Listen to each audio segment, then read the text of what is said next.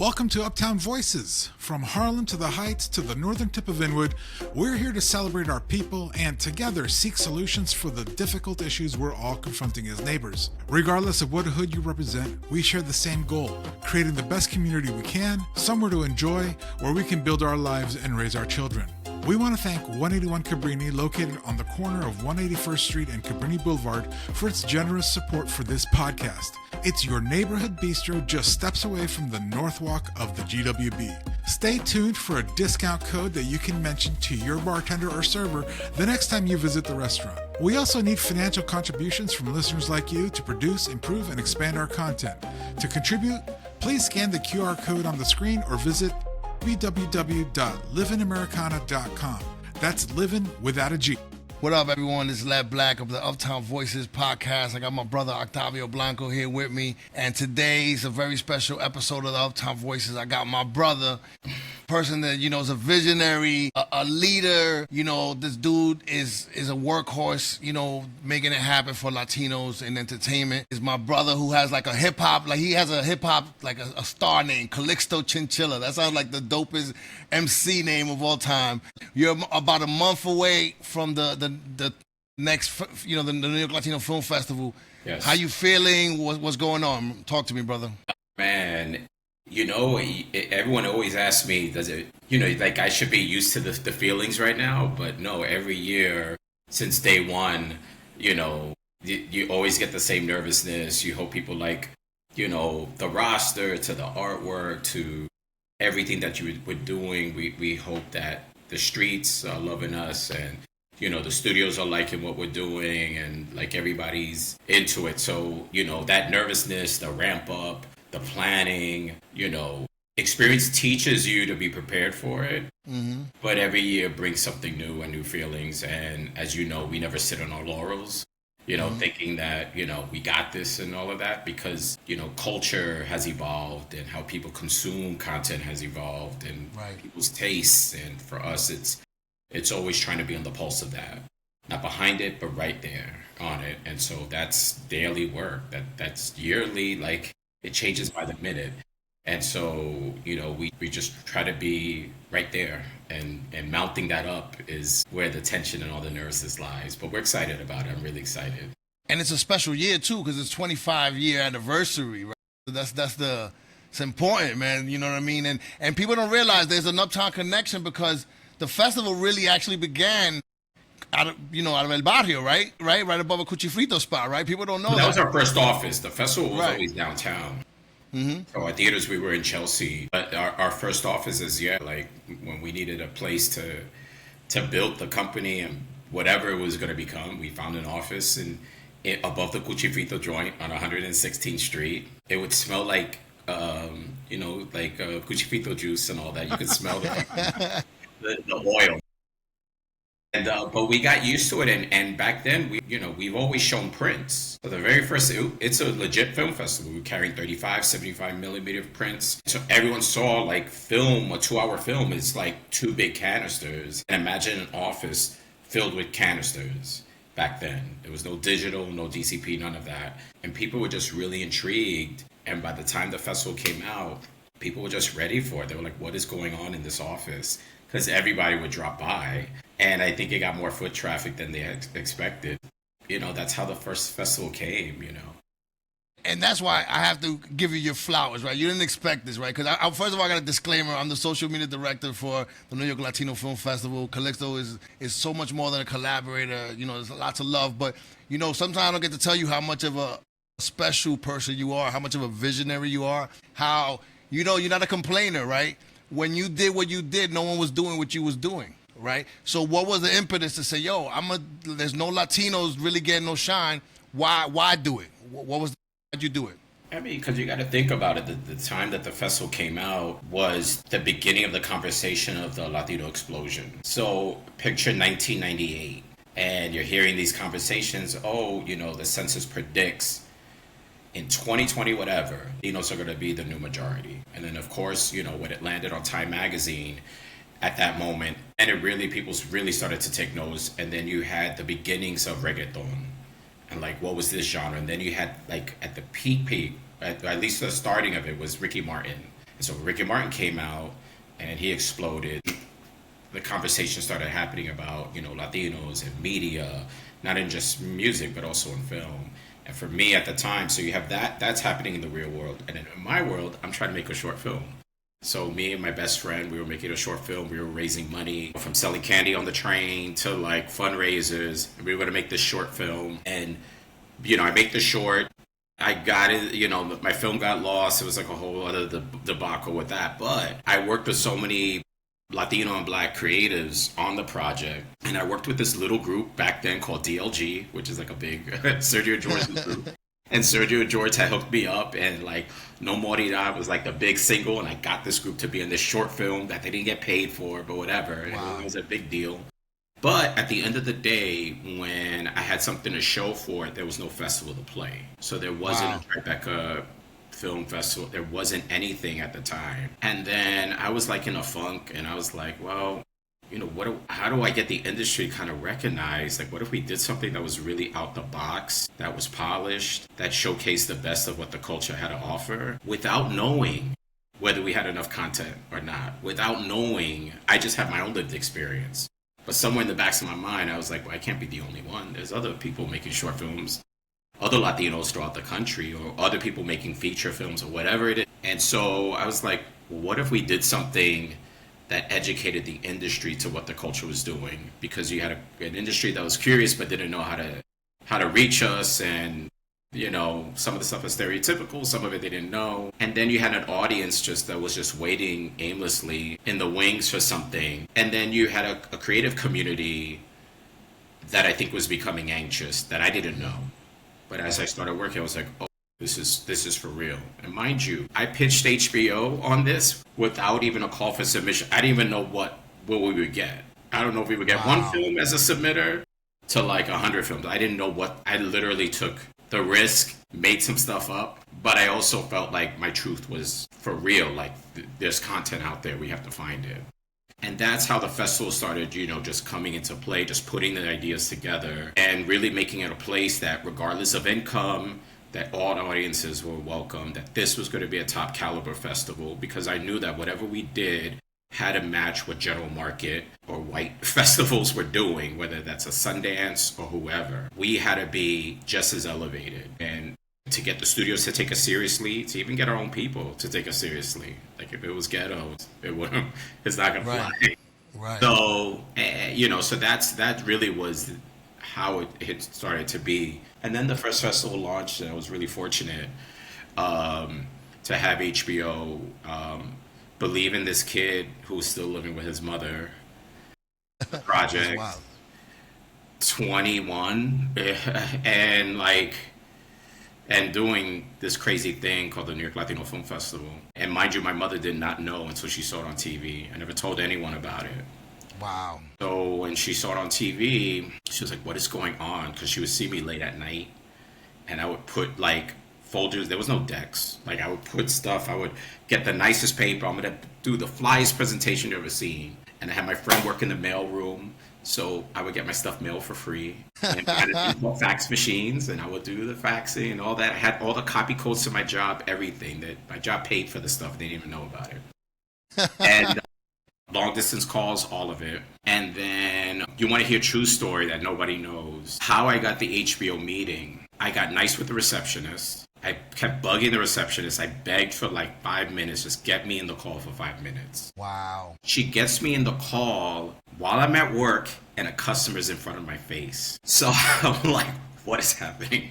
And she passes me through, and she's like, can you take the call now? I was like, yes. So I had a coworker. I was like, go service them. Like, we're at the window. I was like, go do it. Like, and literally I had 5 minutes to make your pitch, to just get a meeting, to whatever they were going to say. And they were like, okay, we'll etch out some time. We'll give you 15 minutes. Wow. I get the meeting. I say whatever I say. I leave the building with a contract. And that's how the New York Latino Film Festival started. That's amazing. I did not know that. Did not know that. And that is God. What was the big film that year? Or what? How many films? Leguizamo opened the festival. We showed like 60 films. Wow. First year. And there was no film freeway. Everybody was mailing stuff. We had street teams. Like, how are you going to amplify across the country that you're looking for stuff? And so really it was a grassroots effort. And we opened with John Leguizamo, Rosie Perez, Annabelle de Chiora opened the festival with King of the Jungle. That was the opening night. And they all came. And like the film sold out so bad, we ran it twice. And like literally there's pictures of this. If you look at 23rd Street where the SVA Theater is at, okay, so imagine 8th Avenue to 9th wrapped around. Wow. With people the first night. And I remember just like, what happened? Like my brain, I didn't know how to process that moment. And then we closed with Girl Fight with Michelle Rodriguez. And that was like the hot property at Sundance. And everybody wanted this movie. Everybody wanted this girl. It's her first film. I begged Sony for this movie. Like I pitched so hard again and again and again, and we have no record to our name. How do you go to Sundance to this nobody Latino festival that has never performed before? Like you have nothing. It's your first iteration. First year, have nothing, no receipts, and they said yes, and I'm like, I think this is going to change us, and it did. Then the industry looked at us and it was like, wait a minute, how did these people get the hottest film on the block right now? And that's what happened.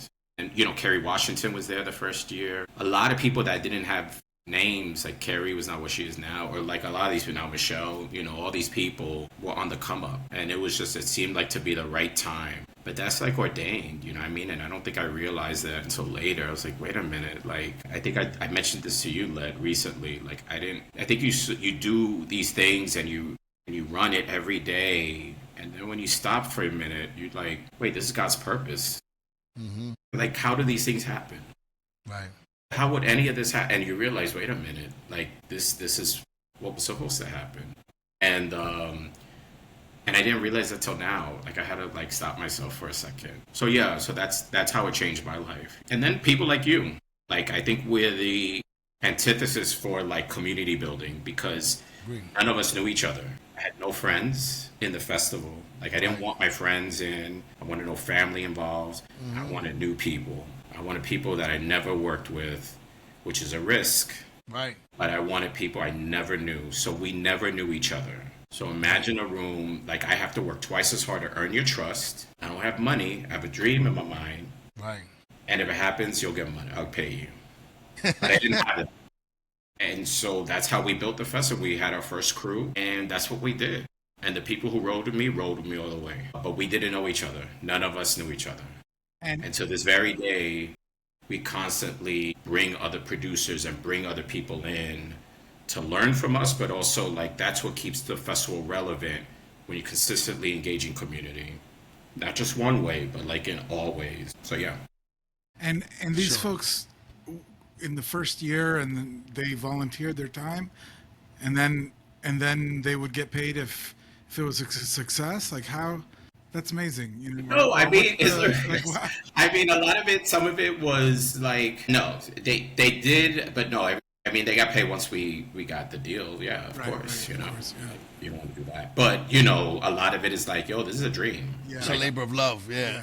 Like, let's see what happens. And then when it happened, you know, then. But I engaged more people once we had the funding for it, and the profile changed. You know, HBO did this press event, probably like a year before the festival, kind of just to warn people what's to come. But we did a press event, and that changed, you know, the conversation. And how come? What was it about that press event that changed the conversation? Just, the world knows that. Just because they put you up on the spotlight. Well, there's that, but, you know, the world knows. It's different. HBO is one of the most powerful brands to this very day, right? Entertainment. And this is like peak television, you know, for them. They had like Sex and the City, Sopranos, like they were running on all cylinders. But HBO is, to this day, the Tiffany of premium cable. And so, yeah, that changed everything. And then 2 years later, we gave them the proving point. So you started HBO Latino 2 years later. And that's why HBO Latino, it is what wow, that's crazy. That's amazing. I did not know that.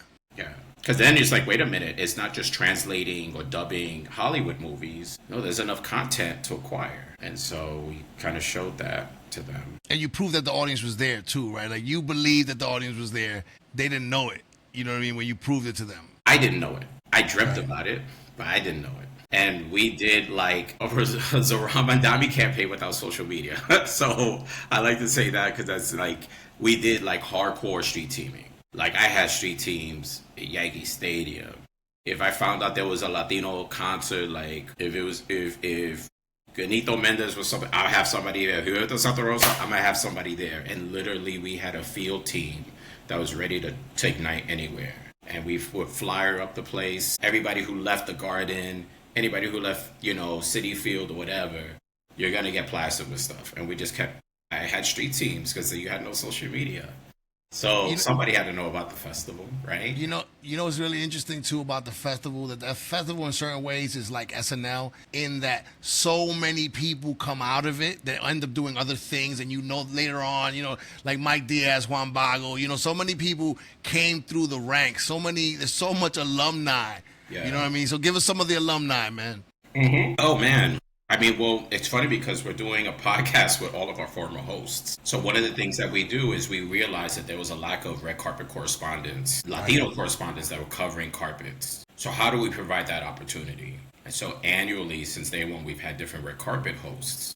So we're doing a reunion of some of the carpet hosts this weekend. But we've had some amazing folks that have gone on to do, working on TV, that, they get in front of celebrity and they have a reel, and so you look at Rachel Aloka, you look at Mike Diaz, you look at Oscar Martinez, Alicia Velez, who's on BET, she's on, I think, The Game. You got a lot of just good folks. You got Glory, who used to work for Glory, David, who's on NBC right now. We're really fortunate, but yeah, this was the starting point, you know what I mean? Or you even look like Gina Rodriguez. She started here when she wasn't Gina Rodriguez, you know what I mean? Or you look at Kerry Washington. Kerry Washington was Kerry from the Bronx at that time.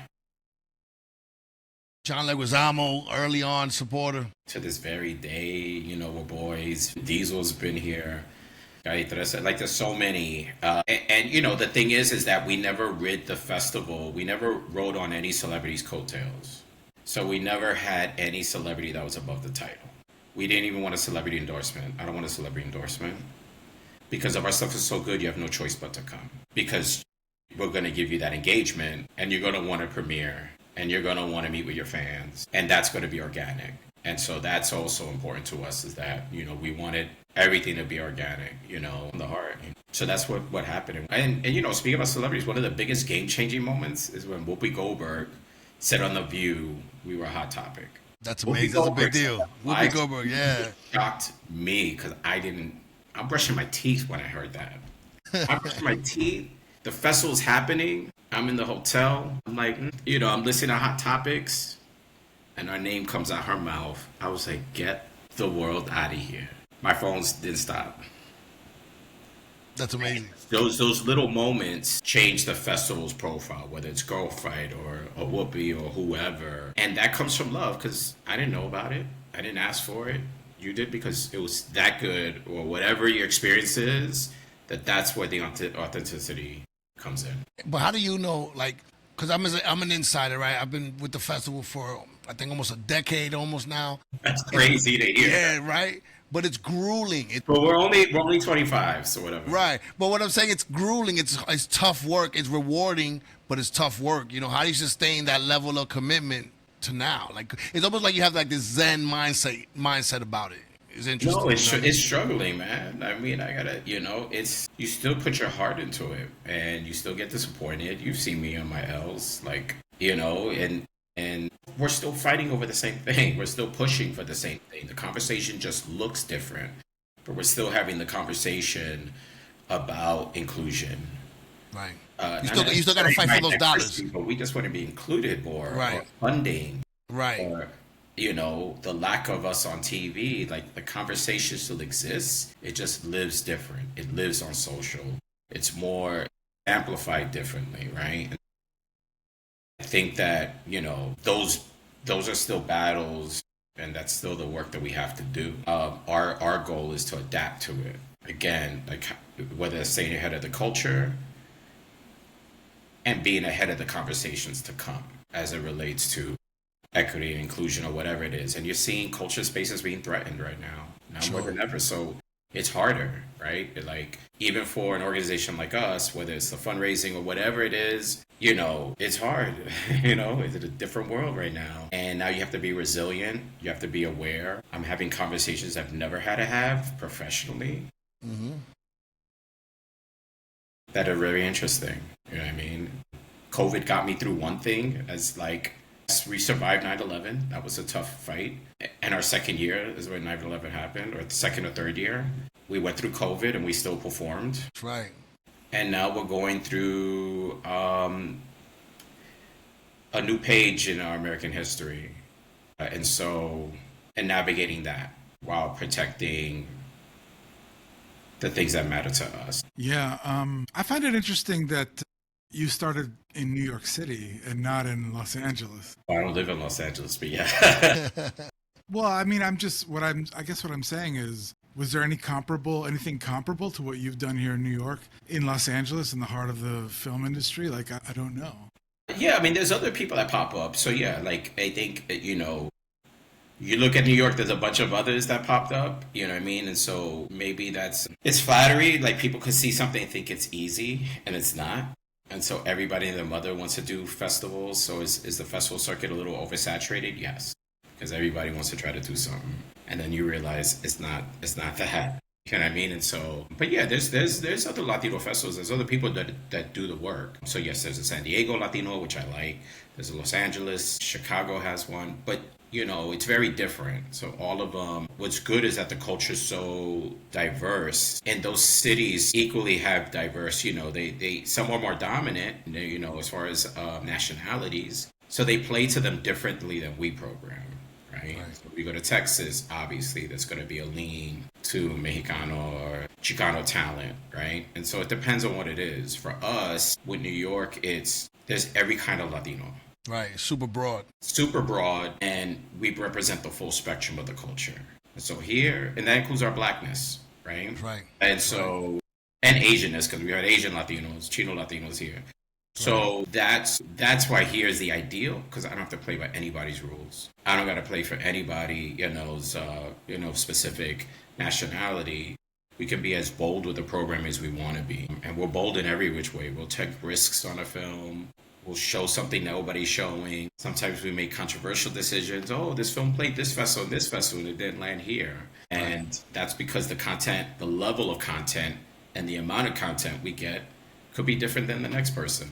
Right. You know what I mean? Like, there's also that, you know what I mean? And so the profile of the festival, also matters. But yeah, there's other people doing some great work, and we know each other, and I go to them. And so, and all that work is important, because I'm only one man, right? So all the work that everybody's doing, that my compadres, my other EDs in the sphere are doing, is admirable work. We're all going through different challenges, but kind of some of the same, as Latinos.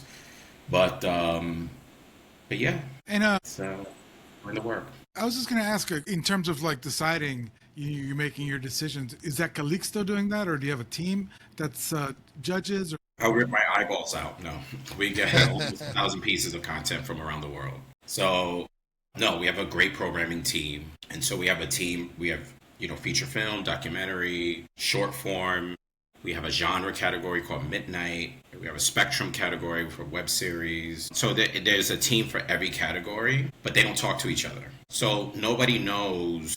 So underneath every programmer, there's screeners for every genre, right? Every category that we have. But we silo them. So no one knows what the other one is watching or what the other team is picking out until we announce the entire roster. So it's a surprise to the programmers across the board, so they don't know. And so I've always wanted to operate that way, so we had structure. Right. We needed structure from the start. Or you had to practice it. And again, those are lessons I had to learn as somebody who didn't go to business school. Like, I didn't study for this. I didn't study leadership. I didn't study how to run a company. I don't know I had to learn how to run a company just by my lived experience and what was common sense to me. And I was lucky to have some jobs that, with some good bosses that really nurtured me. Mentorship is really important. Leadership is really important, that we have to spread as you men do, you know what I mean? And you don't realize the impact that can have on whatever person's in front of you. You know what I mean? As it did for me. So I had to learn, and then put structure on this thing. But once upon a time, I used to watch a lot of stuff. Not anymore.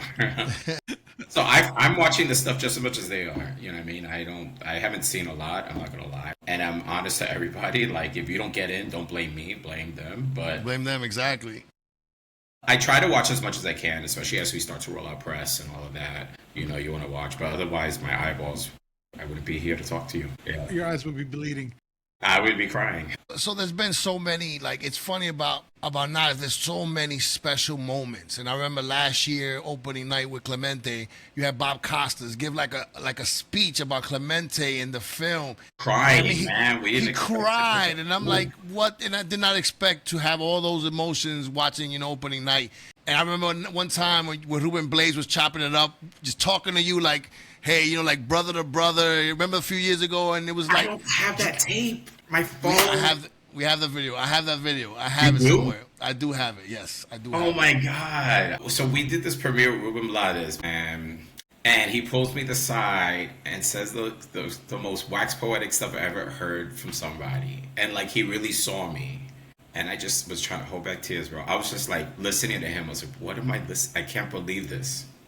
What I'm listening. We all stood around and all just watching him talk to you, and we're like, he pulls us out after the film. We did the intro, the movie's playing, everybody's in there, and there's a moment where I just, we walk out, take a breather, and so he happens to walk out and he talks to us. Man, if you got that tape, I'm gonna find it.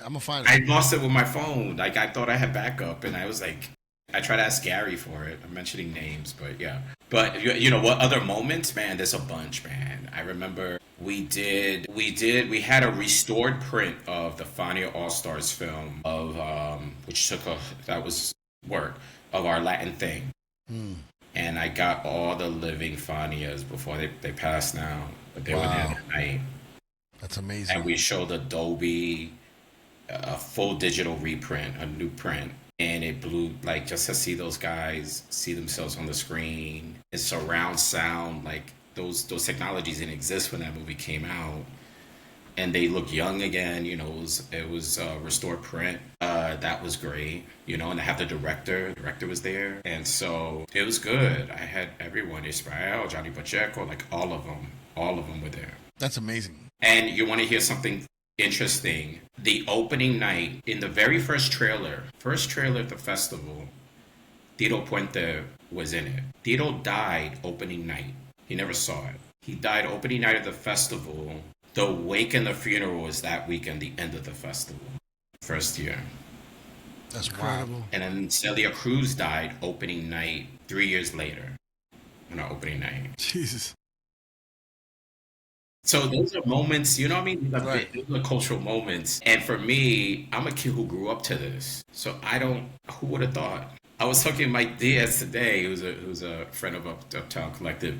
We had a reunion of La Bamba, and we had the director there. We had Lou Darren Phillips. We had all these people there. And I remember seeing this film on HBO because it was in elementary school, and it blew me away. And I literally was tearing up that night because, like, who would have thought as an adult you'd be here at this festival? And I had a 45 of La Bamba that my mom saved. Wow. I was a kid, and I brought it for them to sign it for me. Like, how does that happen, man? Right. So it's like things like that. I'm like, dude, I don't think in my cards I thought I would ever see you or this moment happen. Or like I grew up to Fania people. So to see Ruben Blades, like my grandmother has such a big merengue like and salsa collection. She has vinyls like in plastic, all of that. I could pull any one of these albums for them to sign.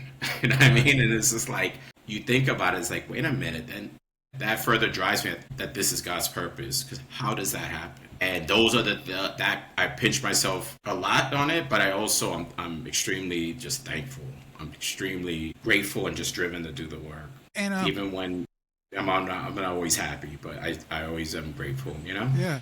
Just keep. Led, I think now it's time to take a short pause so that we can pay some of the bills. You want to tell them a little about donations and how they could help the show? Absolutely. We can't do this without contributions from our viewers. You're going to see QR code, which you can scan. You can make a contribution towards Uptown Voices. It's going to be helpful for us to elevate our production. We have dreams and aspirations of doing live shows. We have dreams and aspirations of being on location at our various cultural institutions, and we can't do that without contributions from viewers and listeners like you. And we also can't do that without our sponsors. And this pilot season, we are lucky to have a great sponsor, 181 Cabrini. It's our neighborhood bistro. Both Led and I are just steps away from 181 Cabrini, and we love it. 181 Cabrini is located right there on that corner of 181 and Cabrini, just steps 181 and Cabrini. Just steps away from the bridge. So yeah, I love it. Led, you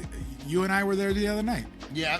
And we also met there for the first time. You and I, the first time we met, we had like lunch there, and it's my local bar now. Like, since you and I both live like right around. It's my local bar. I spend a lot of times there. James Lee, the owner, is just an incredible restaurateur. Right, I think he's a great guy. He's super funny, but like the food is on point.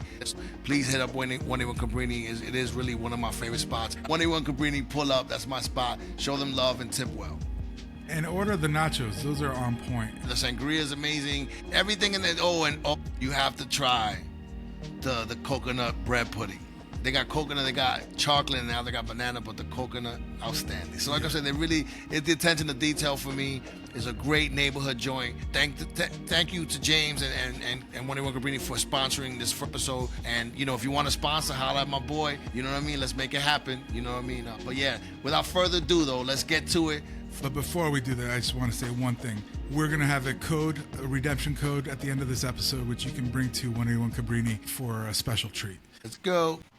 And are deals struck at your festival? I mean, I always hear about like Sundance and everybody, there's like a bidding war between this studio and that studio and blah blah blah. Like, tell me a little bit about something like on that side of the coin, because it's great to bring a spotlight to these films, but then it's also really amazing that deals are struck. I mean, even the first year, that's, HBO acquired a lot of stuff. We actually ran a filmmaker program with them in which the films that we produced were acquired, right? So we would produce it from the short films, from the ground level.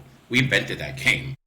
Like, now other people do it, but like, we started doing that. And then there's films that, HBO's acquired a couple of documentaries. We have Clemente, which is the new film about Roberto Clemente that got picked up after the festival. I premiered it last year. Now it's in theaters nationwide, September 12th. And LeBron James is the EP of that. But yeah, we've had a lot of films acquired at the festival, not just feature films, but some documentaries and shorts. And we've had filmmakers that have gone to do some amazing things. Dominic Colon is one of them. He got 2 pickups at this festival. We've had some series picked up. So yeah, I think our track record is pretty good, despite the fact that it's a rough acquisition time. You know what I mean? In COVID, people were acquiring stuff left and right because production was slow, so they need content. So we had that. Plain Sam, is a film that we had played last year or the year before that did well. No, last year I think it played. That's Ramon Pesante's film. Yeah, and that's my guy. I love that good film. It's on Peacock now, and so yeah, it's definitely a place of business. So yes, there's fun and all that, but like, there's definitely a place of business. Whether we have events that are happening at 30 Rock this year, we have events at Warner Brothers this year. We have executives that come. Amazon is really involved. We've had filmmakers have like one-on-ones with Amazon. You know what I mean? And so we really try to provide an experience that really educates you on the business, because that's what we need. Like, as Latinos, yes, we could be creative, but we got to understand the business behind show. And what is that about? And how do you not only conduct yourself, but like what kind of deal, like what is the deal landscape looking like? What's realistic, what's not, and stuff like that. Yeah, that's a component I think people don't see, that besides the film, there's a lot of panels, there's a lot of education, a lot of networking, a lot of amazing doors are open. We do events at Meta, we've done events at Google, you know what I mean? So and also, it's not just film, right? Because if you think about the outsized role that NYLFF has played in comedy, right? And being, taking these comedians that that they were bubbling and merging and making them big names like Ralph, Now, Ralph Barbosa is selling the week of our festival. We have a Ralph Barbosa, who's a comedian. We ran a comedy competition program where, again, trying to fill the pocket, like we do with hosts, whatever. We had a comedy competition program, national-wide search. We narrowed down to 5 comedians. They do a throwdown in New York. Winner takes all. You get an HBO special, comedy special, full production, marketing, everything. Damn. Our last winner, Ralph Barbosa, he's sold out 2 nights right now. He's going to play at the Beacon Theater the week of the festival. And he has a Hulu special that just came out last week. Yeah, 2 specials. He's been on Fallon. He's been everywhere. HBO, our special, and then, this Hulu special is his next one, and that's that. You know what I mean? And then we have our Futuro Digital Conference. So again, being ahead of the pulse of it, we launched a digital conference that met the needs of digital content creators. But not only are we focusing on the myths and the do's and don'ts and what is an influencer and what is not, especially in this era. We get into conversations this year. We're getting into a conversation about money, getting into a conversation about, legal and rights. But then we're also getting to like digital mental wellness and all those other things. And that's separate. It's a whole conference aside from the festival that just has this one track. So again, as things evolve, we try to figure out ways to fill the pocket. Yeah. In ways large and small, Yeah, digital is the way, it's like, yeah. It's really, I went to see Fantastic Four in the movie theater with my son this weekend, but really, the way that we consume films and stuff like that is through streaming now. So a lot of that is so important. How do you start in digital and grow your digital so that at the end of the day, get paid, because we don't get the same pay.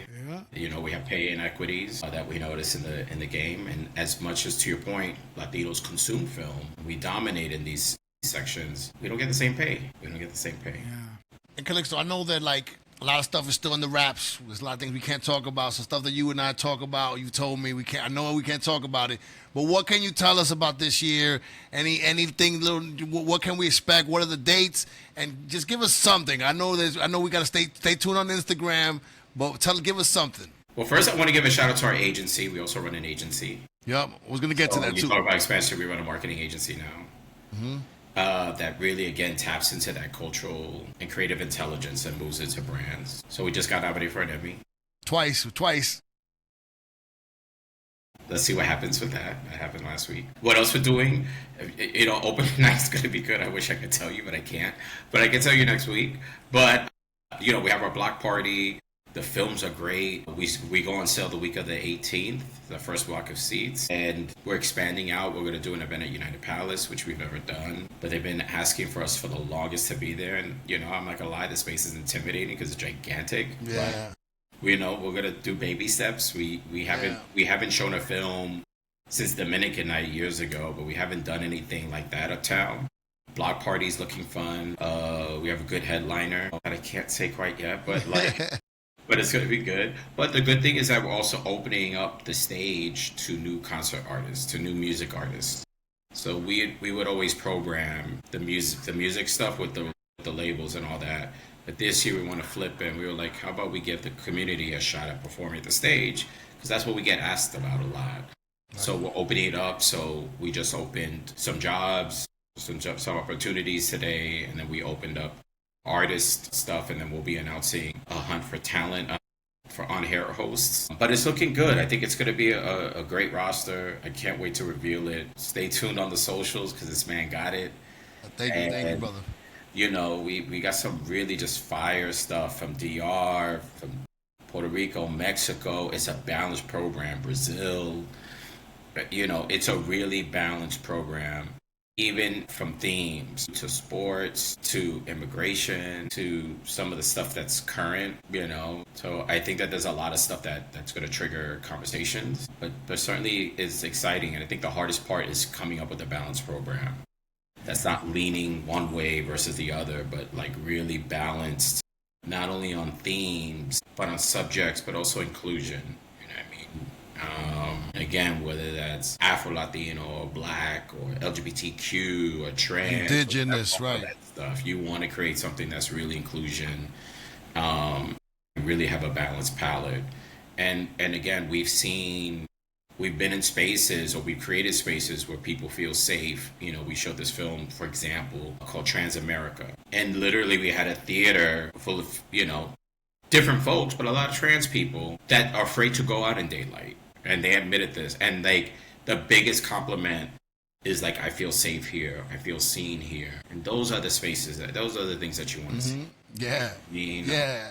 Even we get it from our poster. Somebody has said, we put out our poster, and I think that was one of the comments from somebody who was black and was like, I feel seen. Like this poster is, the color is broad, and when you do that, that's when we operate from that intention from the start. You know what I mean? And it resonates, and it permeates into everything that we put out and do. And I think one of the really smart moves you made a few years ago is when you moved the festival from the summer to Hispanic Heritage Month, right? Because I think COVID, but yeah.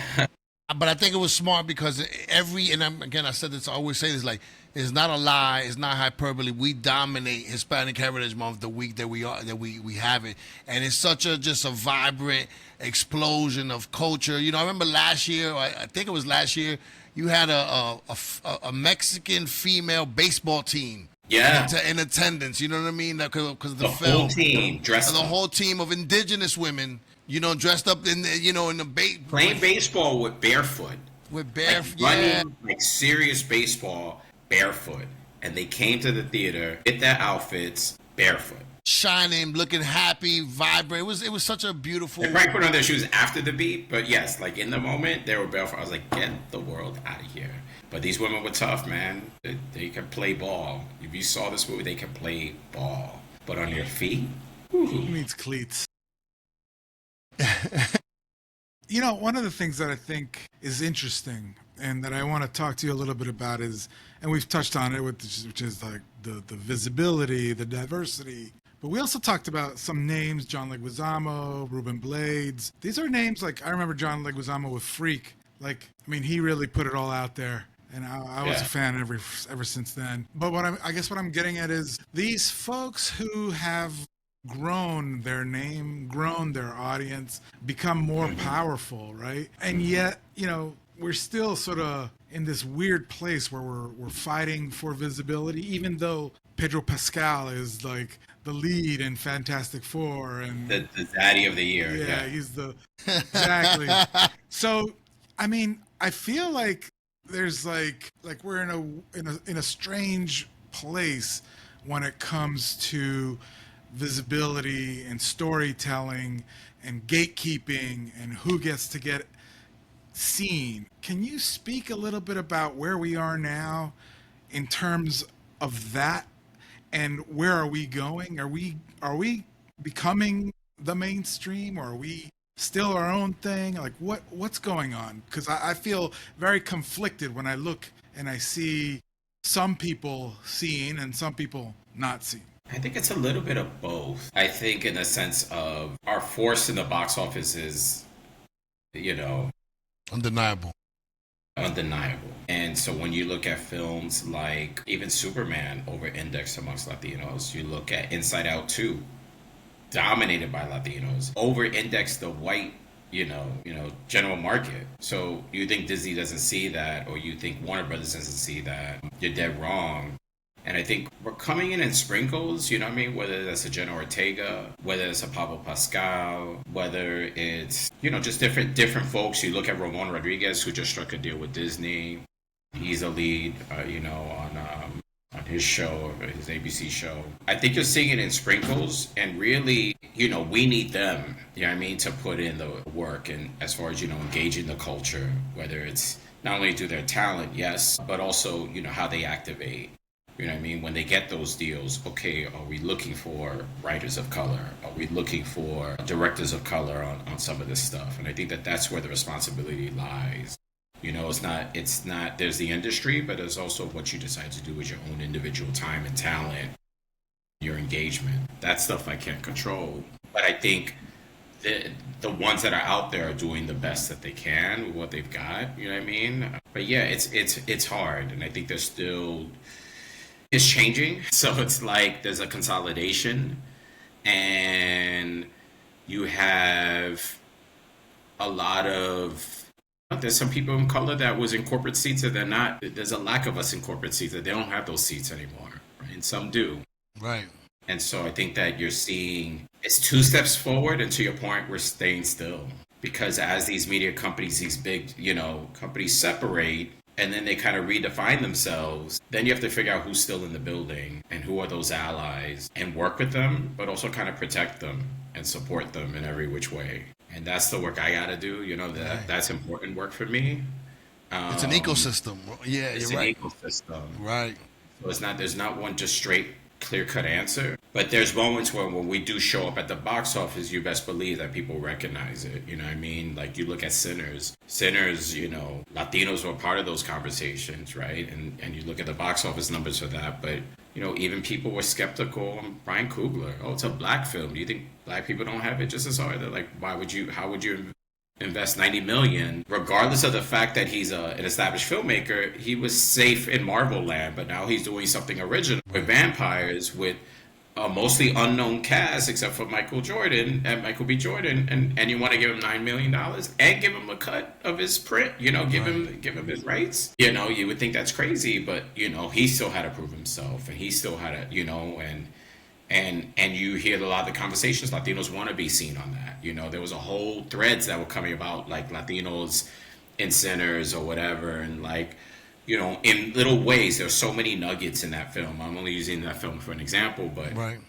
So many little nuggets of detail in that film that represent multiculturalism. Whether it's Asians and whatever. And so I think it's coming in bits and spurts, but it's a marathon, man. Yeah.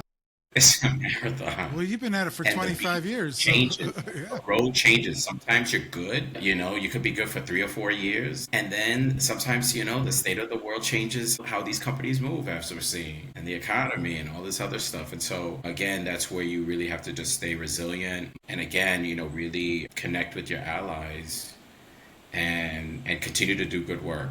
And one thing that you said, Led, let me just get in here real quick. One thing that you said sure. that I really believe and appreciate is that it's not just about connecting with your allies, which is important in the corporate world, which is like, the gatekeepers, and that's huge. But what I really love is also the fact that a film festival like yours is really is the people talking. It's the filmmakers talking. It's the storytelling. It's what's important to them that they're putting up on the screen. It's what they're putting their time and energy in. And I think that's wonderful. Have you seen an evolution in terms of like Latino filmmaking from the time that you started till like now, in terms of like what our storytelling is about and where are we coming from? What is our message? Yeah, I think it's bold for sure, because I think this new generation interprets culture different than maybe how we looked at it, right? Whether that's, now Latinos are curious about their Afro-Latino-ness. We weren't having that conversation back in 2000. There was like a blip of it, but like, how this generation, and that you can speak of it even from your daughter, yes, I have my own lived experience as a Dominican, she may have her own lived experience as a Dominican, but here in the U.S. with general popular culture, how do I make my culture? My culture is the popular culture. So how do I make content that is reflective of that? You know what I mean? And I think that you're seeing that change with this generation of filmmakers that are really doing some bold stuff that we probably haven't quite seen. And whether it's bold in how they're shooting it, bold in the storytelling. And we were one of the first Latino festivals that was showing LGBTQ content as bold as it is, you know what I mean? And people weren't touching it. We've been talking about the Black experience from day one. Our first co-director of the festival was African American and a woman. So imagine that. You're out the gate. I'm sorry. You know what I mean? We already had that conversation. It's not new to me. But it's evolved. And so I think you're seeing that with the storytelling, but also in the audiences. And so for me, what keeps us on our toes is new people. Because I know that if we do our job right, they'll come back. And so we always have to do the work of converting, bringing in new people, and them experience it. And that's what keeps us on our toes. And even with Level, what you do in your role, we got to keep at it current. And it's the little things that we look at, whether it's the music selections for a post or what clip we're running. We try to preserve that energy in our socials and let that community feeling resonate to the in-person. and then you let that resonate to whatever content we're putting out, whether those sizzle reels or those pictures. Like, I like high energy pictures. Again, I tap into new photographers. We build a new media gang every year. Yep. Like, our media gang is like some of the best. I'm not gonna lie. Yeah. Ourselves, We have the best media team in the business. That's not and even we're a on joke. it. Yeah. And that's how you gotta be. And so, again, you preserve that in different ways, you know what I mean? And there you get content creators, and you try to put the content creators at work. But also, what's important is the audiences, right? Because we do this for you. Right. We got to get you to pay for this. Yeah. And then when it comes out, we really need your support. So again, I think it's really always will be rooted in community, and always will be accessible. I don't care if you're from the Bronx.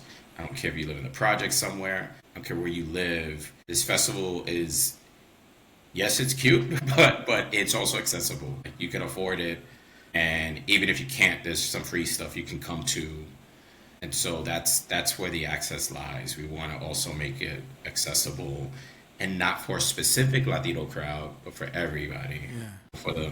From the older person to whatever. And I think what you're seeing with 25 years is, you have a generation that grew up to the festival that now has kids and now has, whatever. And then you have these young people that are riding that are taking the torch. And I don't want to even say take the torch, they're sharing the torch. And so we're seeing new faces and young people that's reflective in our poster. But that's how you preserve the next wave of audiences, and you build up the next wave of content creators and actors and talent. And again, this is where we try to keep our pulse on the culture, our pulse on the market, our pulse on trends, our pulse on the socials. You got to be on it, on the next, and that's what we try to do. And that's hard work, but it's work that excites me, and I think it excites Led. And, Sure. You still want to have your ears on these streets. For real. And welcome people to feed you, and that's exactly. I don't have the keeping. I don't need to do that. I need y'all. You know what I mean? And you're not a threat to me. Right. I just started as young as you were. You know what I mean? Yeah.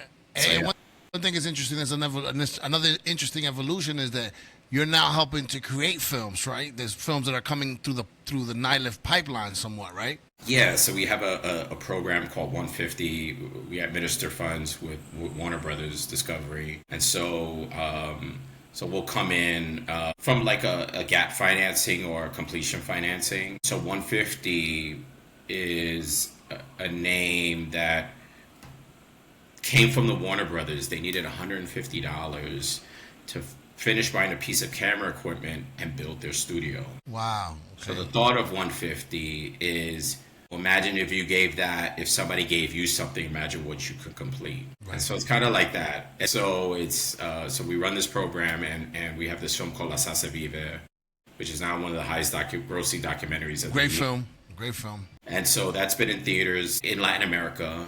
We're going to premiere it in New York, so that's one of our premieres in New York. And then we sold it to Netflix. But, they get a first look at Warner Brothers Discovery, and we have a couple of films and projects we're looking at right now that we're developing. We have a feature film called The Tropic Sun in His Eyes that we're in post-production for. It's shot in language in Haiti. And then we have a film called Street Smart about Sonia Manzano, who played Marie on Sesame Street. Oh, yeah. And so it's her bio. Trailblazer, but like all this stuff that she went through, being the first Latina on Sesame Street in the set. How do you portray a Puerto Rican? Like, she didn't know, like no one knew how to do that, right, on series television. And so it's that whole journey. But Lin-Manuel's in it, Steven Schwartz, who composed Wicked, is in it, a bunch of people are in it, Sonia Sotomayor, Rita Moreno. So it's a good doc, and so we're gonna be rolling that out next. So yeah, that's awesome. That's cool. And one thing you talk about, like kind of having to find your way through tough times, and I remember being there with the pandemic, right?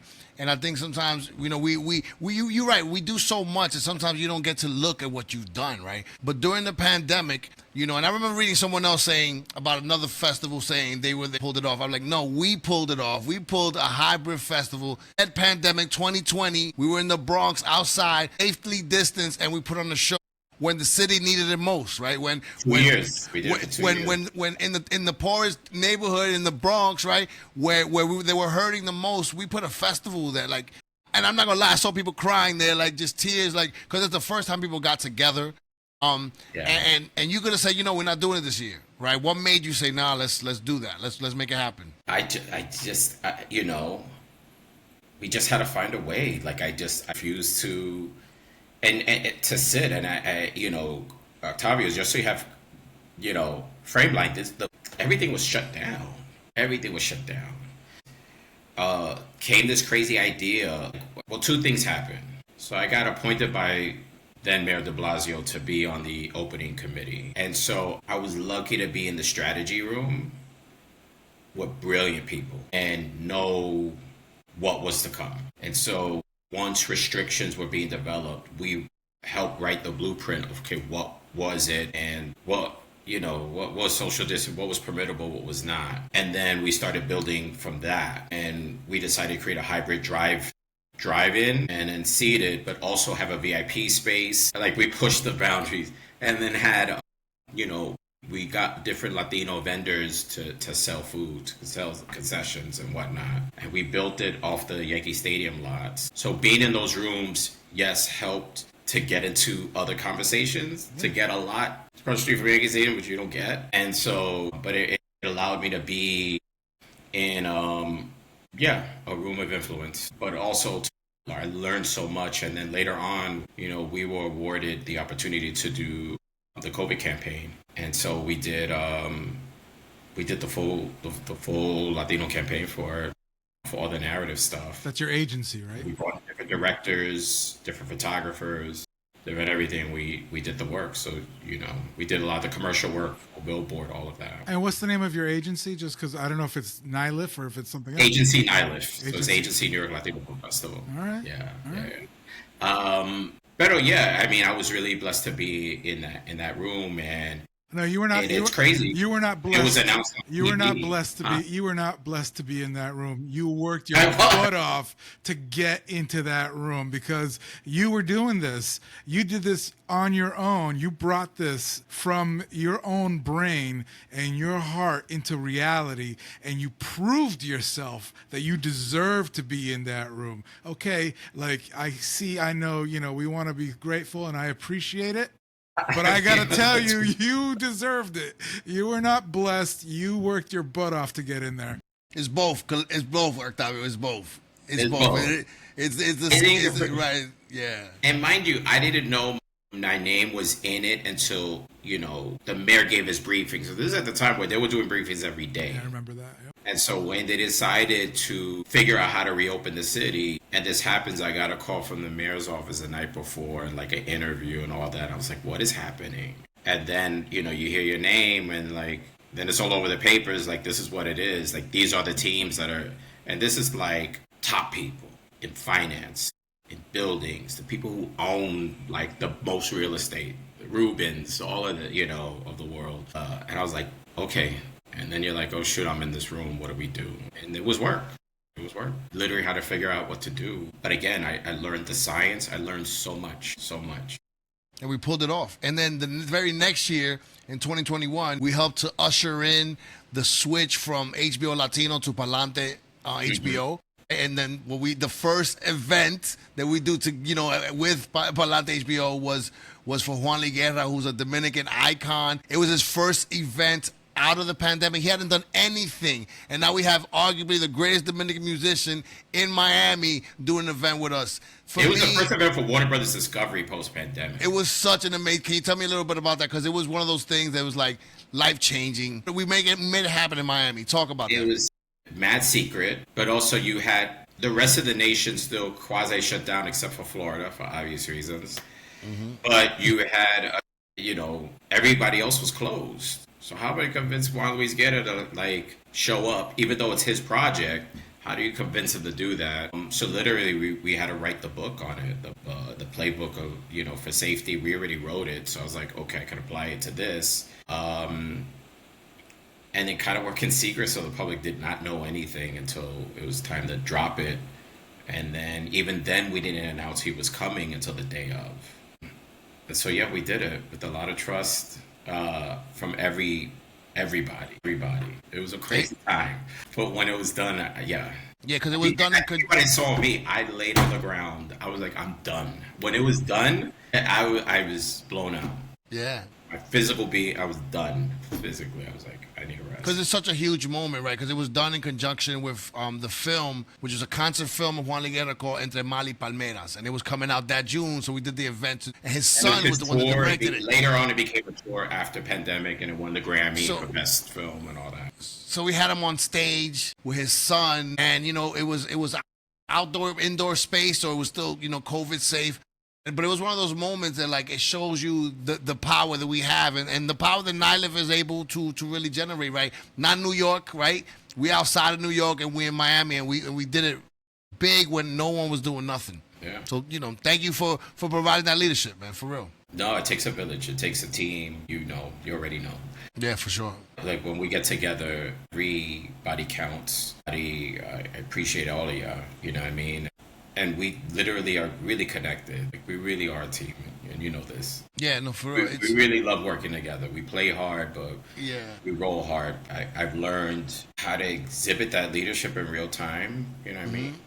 And to be present, because everybody comes with problems, right? Everyone has their own personal issues and whatever. You know, I'm not saying in a negative way, but we all have our daily lives, and then we have to do this festival. Right. For me, it's like, well, how do I be the best advocate? How do I listen and be strong enough to hear it? You know, to handle everything that's coming at me. And you pray for that strength on a daily, because you get it. I get it in every which way.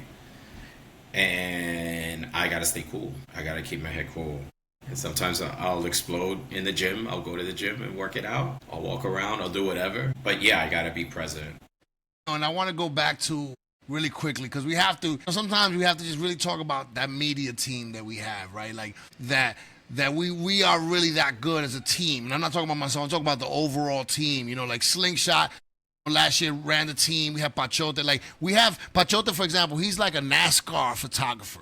Yeah. Right? Slingshot is the photographer. He's doing everything, right? We've had so many Alfredo, we've had so many great photographers that kind of come into the orbit, and Ariana, like, you know what I'm saying? Marina, oh my God, surreal films, you know what I mean? Like that we come even together. Mel from Miami. Mel from Miami, like there's so many, and it's such a regular cab, right? Like, I don't want to forget no one's name, because it really is a team. And what's amazing, Octavio, like we'll have Kevin Hernandez. We'll have an event, right? So you're at this event enjoying yourself, right? You happen to look at your phone at the NYLFF page, and you're seeing yourself and the people like, how's that happening, right? Like the day of, we're snapping pictures, and then we're posting them. So it's like you're having this weird experience where you're participating in an event, but then you look at your social, and your social's there at that event with you, and it's like, it's this kind of weird thing that we've been able to create because we have this crack media team. Can you talk, and you always keep it fresh because you're always looking for new talent. Can you talk about that? Because that's a big part of it. I think you always looking for the next. Well, I think you're good at helping with that. You help me look for stuff, but we definitely use our platforms to find photographers. Like for our photographer for a poster, we were like, let's put up a general post. Let's see who's out there. We got flooded with DMs with portfolios, and we selected this woman she's a surreal visual artist, and she's really good because she does culture stuff, but she'll play with color and graphics to make the piece. And so we selected her to be the lead photographer for this, and then meet the director of the piece, meet the creative people, and like, okay, we want you for what you do, and then how do we enhance that? And again, you know, you read her post. You posted the other day. She's like, I feel seen. I finally have a client that makes me feel seen, or whatever. I don't know her from Adam. Right. But all I do is ask them to trust me. Trust me. Right. And that's a hard ask because you don't know me from Adam, but you know the company or whatever it is. Trust me, and we're going to get there, and it's going to be collaborative. And I want you to be you. And I'm picking you because of this style. And we're going to figure out how to 2.0 that. And again, like, that's how we approach with everybody. But we also prepare them because it's a different level of work. We have a media pit, you know, in every place that we do, we have a media lockdown room, and everybody's churning this content in real time. And we put it out, in real time, and these people learn how to move that way because that's how stuff gets consumed. I don't want, yes, I don't mind if you share the picture, but I'm gonna share some quality fire before you do. That's what I want to do because people consume. It moves that fast. Yeah, we move at the speed of social. I just coined that. Social. But we prepare these people to do that. They're not used to it, so it's a different level of work ethic that you're gonna leave with. Trust and believe. You know, I was talking to Slingshot. I was talking to Francis, who's our lead in this department, and he's like, I don't think you know. We were talking casually. He's like, how much this means on my resume. Like now he's like doing an F1 thing and like all of this, and it's because of, you know, or other photographers that I've heard from, because of the level of exposure of the shot. And so as a result of that, we actually launched a photographer program with Shutterstock where we give up to $25,000 for Latinos to document the Latino experience, because Shutterstock was noticing that a lot of the stock art is very basic. It's you know, antiquated. And how do we create stuff that's reflective of the culture, like now where it's at? And so we identify photographers, we give them money, they get mentorship, they get their rights for 1 year, and then they split the rev with Shutterstock the second year. And so we've had a really good alumni that came from that. We have a Dominican artist in DC that's in the program right now. We have Anthony Rojas that's in the program right Brother now. Anthony, who's amazing. And again, he was a photographer for me, but he was a photographer I found from Instagram. I didn't know him from Adam. And now he's been with me for a couple of years. That was his first like job out of college. Yeah. And you're right, though. It does prepare you, right? It's like, Octavio, so you know, it's like a trial by fire, right? Because it's a week and change of constant. You're just working, you know what I mean? And it's the entire day. And the media team, when they got to produce the edits, you know that it's a lot of pressure. But what you realize is that first year you might find it hard, but then you realize you're a better creator now. Like you move different because the pressure kind of molded you differently. You know what I mean? And it's like, oh, I can do this now. Like at first, like I can do this now. I can handle this, you know? And it's one of those things you almost make like a quantum leap of growth when you go through this, because it really is. And then another funny thing is that another weird thing about being part of NYLFF, right, is that like you have this build up and you bust your ass for a long time, and then you're super tired, but then you go through withdrawal. The withdrawal. Because it's like, we've been grinding together, right, as a group, and then now we're back in the regular world, and it's like, okay, what's up with the grind, you know? So that withdrawal is really real, man. Yeah. Now, once you get back in the regular world, it would always it's like a bad drug. Tuesday, Wednesday, they're like, what happened? Now I'm back ordering bacon, egg, and cheese. Yeah. I've been fabulous for the past month. Yeah, you know, you've been fabulous the whole week, and then this happens. And you know, when you operate that way, you take risks, because some people can handle it, and then some people you realize that they can't handle it. But I think we're smart enough to know, like, I'll take some risks. I'll warn the person. Even for the interviewers, when you do red carpet host, you have 5 minutes. Yeah. You have that talent. You have one shot. Yeah. That shot, we're done. And so even the hosts, they come to recognize, you know, how to shoot quick and how to answer the questions quick. And every host that I heard from, especially, you know, the host that we had last year, you know, you had Joanna and you had Angel, and it's like, you learn a lot. You learn teamwork. You learn how to move quick, because sometimes we get celebrities that come and don't even tell us they're coming. And it's like, true, run to the carpet now, like this person showed up. You know, and they don't tell my PR team, so it's like, you know, last minute, and you got to be ready for it. You just got to be ready. Yeah. But it's funny you say, and you take the risk all the time. But I love to take the risk because, again, I want to kill that gatekeeping. Yeah. You have to start from somewhere. So for me, again, we started as a bunch of nobodies, and we continue to, you know, that we wear that on our sleeves. You know what I mean? We started from that. It'd be different if I started with a clique that was established, of friends and family or whatever it was. But that's the roots of who we are. Yeah. It all sounds very familiar as a news guy. I gotta say. It's very much something that you miss it when it's done. And actually, if they ask you, I don't know if this is the case for you guys, but if they ask you what happened, you'll only be able to tell them like the very broad outlines, because the rest of it is a blur. And you work in broadcast, it's funny, some of these broadcasters have children that are in film. You know what I mean? You look at David Navarro to, John Quinones, they got kids in film. Like, all the Latino, like, reporters, again, they struggle with the same thing. You know what I mean? Big media is changing. Yeah.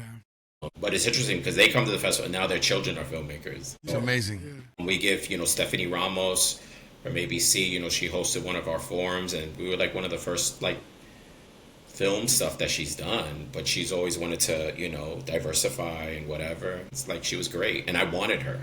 I told Disney I wanted her, and so it was great to have her at the festival. Or even Marisol Castro, she was like, what do you want me to do? And I was like, well, you're the first Latina, voice of the Mets, host Clemente. And, like, she's like, what? And we're like, let's do it. And so, she was able to do it, and she, like, knocked it out the park.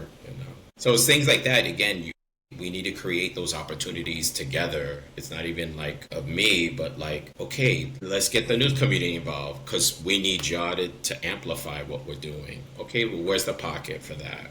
Where's the pocket for social? Where's the pocket for photographers? Where's the pocket for musicians? The pocket for filmmakers and audiences? And again, that's how you build the ecosystem, but that's how you get everybody in. We got to get ourselves in. Yeah. You know what I mean? And so, and how do we do that?